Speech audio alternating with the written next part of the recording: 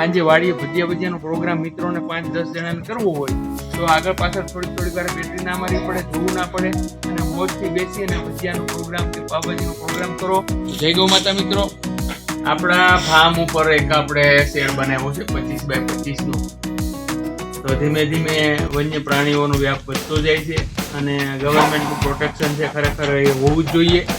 પણ એની સાથે સાથે આપણે એની સાથે રહી અને જો આપણે આપણો વ્યવસાય કરવો હોય, આપણો બચાવ કરવો હોય, આપણા પ્રાણીઓનો બચાવ કરવો હોય,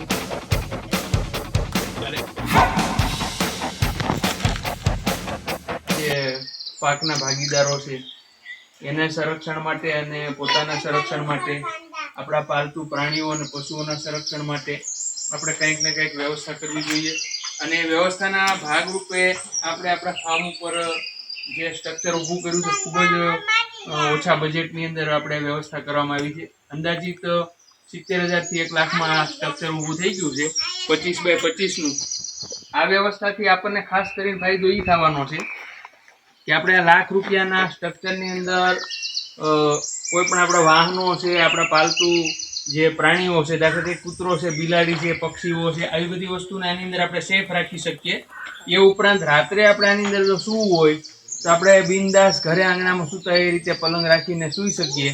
તો દરેક ફાર્મરે પોતાની સગવડતા અને બજેટ પ્રમાણે નાનું મોટું આવી કાંઈ ને કાંઈ વ્યવસ્થા કરવી જોઈએ મિત્રો, જેથી કરીને આપણે આપણો વ્યવસાય અને આપણા માલ મિલકત કે પશુ પ્રાણીઓની સંરક્ષણ પણ કરી શકીએ અને આપણે નિશ્ચિંત આપણા ઘરના સભ્યોને પણ આપણી કાંઈ ચિંતા ના રહે.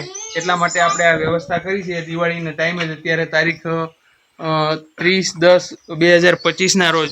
અને આ જે ત્રણેય બેબલી બેઠી છે એ આપણને વન વિભાગ ફોરેસ્ટ ડિપાર્ટમેન્ટ દ્વારા 6,000ની સબસિડીમાં એક ખેડૂત મેળો બનાવી આપવામાં આવ્યો છે કે જેની અંદર બેઠા બેઠા તમે તમારા ફાર્મમાં બેટરી મારી અને તમારા પાકનું સંરક્ષણ કરી શકો. પણ એની સાથે જ આપણે અહીંયા આપણું આ પ્રાઇવેટ સ્ટ્રક્ચર જે છે 25x25ની જગ્યામાં, એટલે કે ઓછામાં ઓછા સમથિંગ 15 થી 20 માણસો પલંગ ઢાળી અને આ જગ્યાની અંદર સૂઈ શકે છે. અને એને સળંગ મોટા દરવાજાઓ આ રીતના મૂકેલા છે. આ રીતે આ માણસને જ આવવા માટેની જગ્યા છે. આ જે ગેટ છે એ કોઈ મોટું વાહન કે આપણા મિની ટ્રેક્ટર સનેડા બનેડા જે કાંઈ અંદર લઈ જવું તો આ ગેટ ખોલો તમે, આ આખો દરવાજો છે ઓપન થઈ જાય છે. એ જ રીતનો અહીંયા બીજો દરવાજો પણ છે. તમે આને બહારની સાઈડથી પણ જોઈ શકો છો કઈ રીતની વ્યવસ્થા છે અને સ્ટ્રક્ચર કેવું બનાવવું જોઈએ.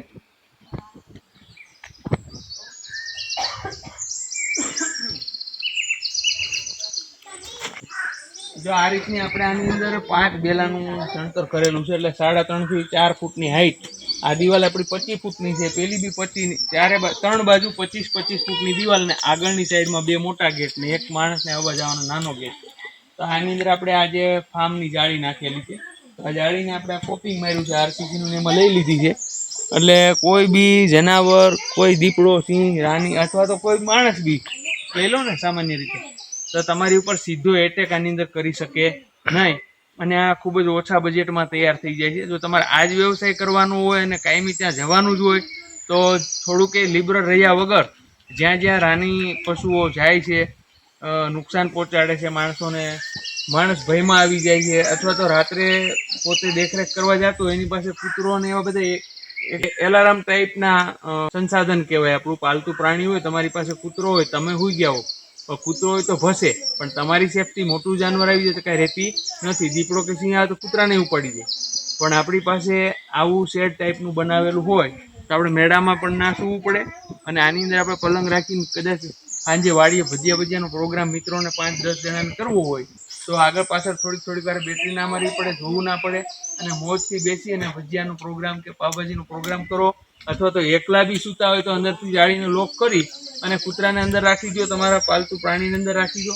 કાંઈ બી આવશે તો 500 મીટર 600 મીટર દૂર હશે ત્યાં સુધીમાં તમને એલાર્મ વોઇસ આપી દેશે કે અહીંયા કોઈ જાનવર છે, તો તમે એલર્ટ થઈ અને સ્વ બચાવ કરી શકશો. અથવા તો સૂઈ ગયા હોય તો તમારું કોઈ ટેન્શન રહેતું નથી. તો એક આપણે આ નવું ઇક્વિપમેન્ટનો ઉમેરો કર્યો છે આપણા ફાર્મ ઉપર. તો જય ગૌ માતા મિત્રો. આવી નવી માહિતી મેળવવા માટે અમને ફોલો કરો, શેર કરો, સબસ્ક્રાઈબ કરો. જય ગૌ માતા.